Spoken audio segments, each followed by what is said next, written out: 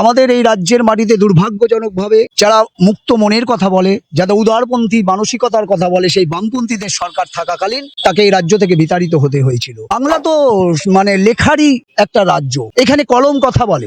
সেই রাজ্য যে রাজ্যের মাটিতে সত্যজিৎ রায়ের কথা আমরা শুনেছি, যেই মাটিতে তার পিতার সুকুমার রায় থেকে শুরু করে, আমরা বিভূতিভূষণ থেকে শুরু করে, আমরা শরৎচন্দ্র চট্টোপাধ্যায় থেকে শুরু করে রবীন্দ্রনাথ ঠাকুর, কে ছিল না? উনি যখন আসছেন কলকাতাকে ভালোবেসে, তখন নিশ্চয়ই আমাদের জন্যই আসছেন। আমরা আবার তাকে ফিরে পাচ্ছি, এটা আমাদের কাছে পরম পাওয়া। একটা কবিতায় ওনার দেখতাম সবসময়ের জন্য উগ্র মৌলবাদকে উনি প্রতিবাদ করেছেন, তার বিরুদ্ধে বলেছেন। তো সেই স্বাধীনতা নিয়ে আবার পুনরায় বাংলা নিয়ে লেখা শুরু করুন, এটাই আর চাইবো।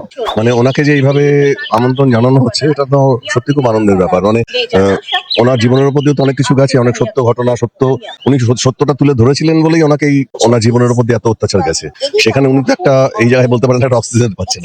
নিশ্চয়ই এরকম প্রতিবাদী কণ্ঠ তো দরকার, সবসময় দরকার, শুধু মানে ওনাদের ক্ষেত্রে নয়, সবার ক্ষেত্রে এরকম প্রতিবাদী কণ্ঠ দরকার। অ্যাসুরেন্স দিলাম, তুমি ভালো ভালো চিরস্মরণীয় ভালো ভালো তুমি লেখা ওনার কাছ থেকে এবার পাবে। আমি একটা যখন গিটার বাজিয়েছিলাম মান্না দে, উত্তম কুমারের সঙ্গে সমস্ত আর্টিস্ট, কেউ তো বাকি নেই, তখন আমি এই কথাটাই বলেছিলাম যে এনার কাছ থেকে আমরা আশা করবো ভবিষ্যতে অনেক ভালো লেখা আমরা তুলে ধরবো। দীর্ঘ 20 বছর পর আবার কলকাতা অর্থাৎ দ্বিতীয় বাড়িতে ফিরতে চলেছেন তাসলিমা নাসরিন। 2007 সালে তাকে যে উত্তপ্ত পরিস্থিতি, যে বিক্ষোভের মুখে পড়ে শহর কলকাতাকে ছাড়তে হয়েছিল, সেই কলকাতা শহরেই আবার তিনি ফিরতে চলেছেন এবং 1 আগস্ট সেখানেই তার একটা সভা হবে, তিনি আসবেন, তার লেখা অনেক বাঙালি উপহার পাবে, তিনি বাঙালির সাথে কথা বলবেন, সেই আশ্বাস তিনি দিয়েছেন। কিন্তু যে উগ্র মৌলবাদের জন্য তাকে এই দেশ থেকে, এই বাংলার মাটি থেকে বিতাড়িত হয়েছিল, তারপর থেকে 20 বছর কেটেছে, পাল্টেছে দুটো সরকার এবং তারপরে এসেছে বিজেপি সরকার। তারপরে যে উগ্র মৌলবাদ ছিল, সেই উগ্র মৌলবাদ আর তাকে আটকে রাখতে পারছে না, এটাই মনে করছে কলকাতাবাসী। আজকে কলকাতার অনেকজনের সাথে আমরা কথা বলেছি, তারা কি বলছেন এই নিয়ে সরাসরি শোনাবো আপনাদের।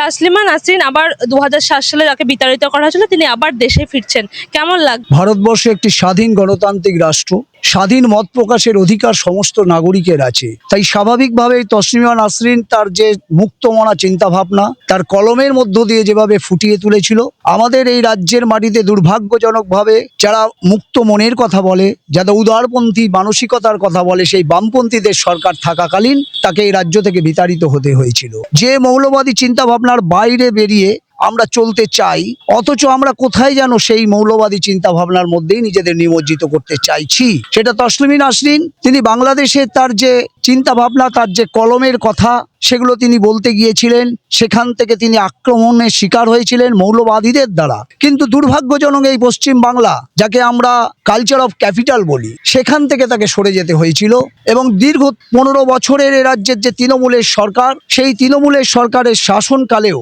আমরা এই তসলিমা নাসরিন বা এই মুক্ত মনের কথাবার্তা শোনাবার জন্য আমরা কলমের যে আওয়াজ, সেটা দেখতে পাইনি। তাই আজ আমাদের কাছে যখন তসলিমা নাসরিন আসবেন এবং তার যে কলম, তার যে বক্তব্য, এই গণতান্ত্রিক রাষ্ট্রের মধ্যে একটি অঙ্গরাজ্য পশ্চিম বাংলা, এখানে যখন তিনি ব্যক্ত করতে সক্ষম হবেন, সেটা অতীব গর্বের বিষয়। আমরা কলকাতাবাসী হিসাবে আমরা এই কারণেই গর্ববোধ করছি। বাঙালি তার মানে আরো ভালো ভালো লেখা ওনার কাছ থেকে উপহার পাবে এবার। বাংলা তো লেখারই একটা রাজ্য, এখানে কলম কথা বলে।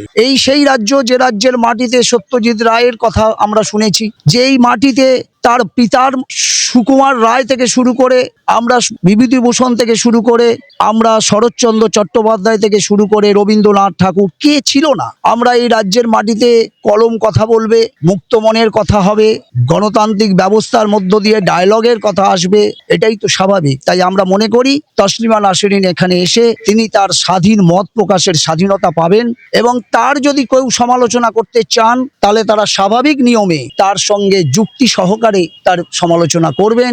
অবশ্যই সমালোচনার জায়গা আছে, কিন্তু তার মানে তো বল প্রয়োগের মধ্য দিয়ে, ক্ষমতার অপব্যবহারের মধ্য দিয়ে কারোর কলমকে থামিয়ে রাখা যায় না।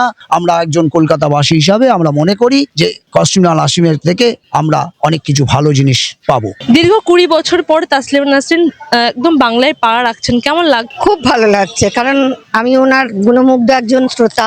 ওনার কবিতা আমার ভীষণ ভালো লাগে। উনি বাস্তবমুখী যে কবিতাগুলো বলেন, লেখেন, সেগুলো আমার মানে অত্যন্ত প্রিয়। আমি একটা মেয়ে হয়ে ওনাকে আমার অন্তরের শ্রদ্ধা। আশা রাখছেন যে উনি আসলে এরপর থেকে মানে ওনার উপহার লেখা আরো পাবেন আপনি? অবশ্যই অবশ্যই নিশ্চয়ই পাবো। উনি যখন আসছেন কলকাতাকে ভালোবেসে, তখন নিশ্চয়ই আমাদের জন্যই আসছেন। এতদিন ওনার লেখা থেকে বাঙালি বঞ্চিত ছিল। অবশ্যই, একদম। আমরা আবার তাকে ফিরে পাচ্ছি, এটা আমাদের কাছে পরম পাওয়া। দেখুন, একজন লেখক হিসেবে নয়, ব্যক্তি স্বাধীনতা প্রত্যেকের থাকা উচিত। এটা আমরা বিগত সরকারের আমলে দেখেছি যে কোথাও ক্ষুণ্ণ হয়েছে। তার উপরে একজন লেখকের যে ব্যক্তি স্বাধীনতা ক্ষুণ্ণ হয়েছিল, এই সরকার পালাবদলের পর আমরা চেষ্টা করছি যে ওনারা আসুন, সবাই ফিরে আসুন, বাক স্বাধীনতা আবার পুনরায় পুনর্জীবিত হোক। তো সেই জায়গাটা সত্যি খুব আনন্দের আর খুব এক্সাইটেড আমরা, কারণ প্রত্যেকজন যখন নিজের মানে লেখনী দিয়ে তার ধারটা তুলে ধরেন, তো তখন আমরা কি হয় কিছু জানতে পারি। তো এটা তো আরো ভালো হলো যে উনি আরো কিছু মুক্তমনা হয়ে কথা বলতে পারবেন, কিছু জানাবেন। তো আমরা সত্যি এক্সাইটেড, সাধারণ মানুষ হিসেবে ভীষণভাবে এক্সাইটেড। ওই দিনের প্রোগ্রামে দেখতেই পাচ্ছেন এখন থেকেই রয়েছে সিকিউরিটি পারপাস। তো আমরা চাইবো ওই প্রোগ্রামটা সুস্থভাবে হোক, ইভিন ওইখানেও ফিরে আসুন, উনি থাকুন, বাংলার জন্য কিছু করুন, বাংলার জন্য নতুন করে। আমরা প্রত্যেকটা কবিতায় ওনার দেখতাম সব সময়ের জন্য উগ্র মৌলবাদকে উনি প্রতিবাদ করেছেন, তার বিরুদ্ধে বলেছেন। তো সেই স্বাধীনতা নিয়ে আবার পুনরায় বাংলা নিয়ে লেখা শুরু করুন, এটাই চাইবো। আমি ভীষণ এক্সাইটেড। এই একদম বাংলাতে তাসলিমা নাসরিন পা রাখতে চলেছেন 20 বছর পর, কেমন লাগছে? সত্যি আনন্দের, মানে ওনাকে যে এইভাবে আমন্ত্রণ জানানো হচ্ছে, এটা তো সত্যি খুব আনন্দের ব্যাপার। মানে ওনার জীবনের উপর দিয়ে তো অনেক কিছু গেছে, অনেক সত্য ঘটনা, উনি সত্যটা তুলে ধরেছিলেন বলেই ওনাকে মানে ওনার জীবনের উপর দিয়ে এত অত্যাচার গেছে। সেখানে উনি তো একটা এই জায়গায় বলতে পারেন একটা অক্সিজেন পাচ্ছেন।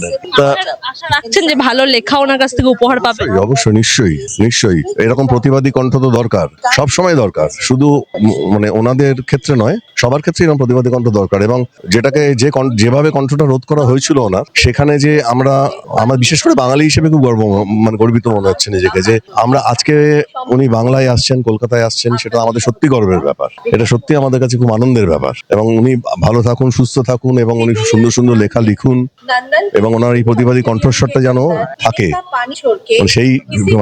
সেই সাহস, সেই পরিবেশ যেন আমরা তৈরি করতে পারি ওনার পাশে।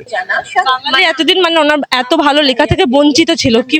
হ্যাঁ, অবশ্যই। মানে সেই জন্যই তো মানে আমি বলছি যে উনি বাঙালিদের উপর ভরসা করে, বিশ্বাস করে যে আসছেন, এবং সেই জন্য আমরা সেই পরিবেশটা যেন মানে তার লেখার উত্তরে সেই উত্তরটা আমরা যেন দিতে পারি তাকে, যে সেই সাহসটা যেন ওর মধ্যে জোগাতে পারি ওনার, যে আমরা আছি ওনার পাশে, উনি লিখুন, এটাই ব্যাপার। 20 বছর পর তাসলিমা নাসরিন একদম বঙ্গে পা রাখতে চলেছেন, কেমন লাগছে? আজকে আমার বলতে বাধা নেই। আগে প্রথমে বলে দিই, আমি হচ্ছি ঈশ্বরের আশীর্বাদ ধন্য পণ্ডিত স্বপন সেন। আজকে আমার ভাই বোন একটি কথাই জিজ্ঞেস করলো, যেটা আমার খুব ভালো লাগলো। আরেকবার বলো প্রশ্নটা। তাসলিমা নাসরিন 20 বছর পর বঙ্গে পা রাখছেন, কেমন লাগছে? এ বলতে বাধা নেই, আমার ভীষণ ভালো লাগছে, এবং এর ভেতরে যে একটা আবেগ আছে সেটা আমার মনে রইলো। কারণ কি, মানুষের জন্য, জীবনের জন্য এই যে কলকাতার যে প্রাণ আছে, এটা তোমরা সবাই পা রেখেছে।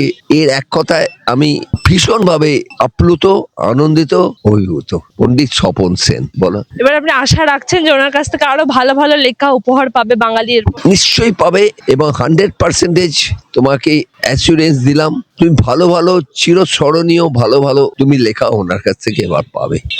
আমি একটা যখন গিটার বাজিয়েছিলাম মান্না দে, উত্তম কুমারের সঙ্গে, সমস্ত আর্টিস্ট, কেউ তো বাকি নেই, তখন আমি এই কথাটাই বলেছিলাম যে এনার কাছ থেকে আমরা আশা করব ভবিষ্যতে অনেক ভালো লেখা আমরা তুলে ধরবো। ওনার থেকে বঞ্চিত ছিল, নিশ্চয়ই ছিল, কিন্তু চিরস্থায়ী তো কোনো জিনিস নয়। আবার মুভমেন্ট আসবে, বিপ্লব আসবে, ওনার কাছ থেকে আর লেখা আমরা অসংখ্য লেখা আমরা পেয়ে যাব।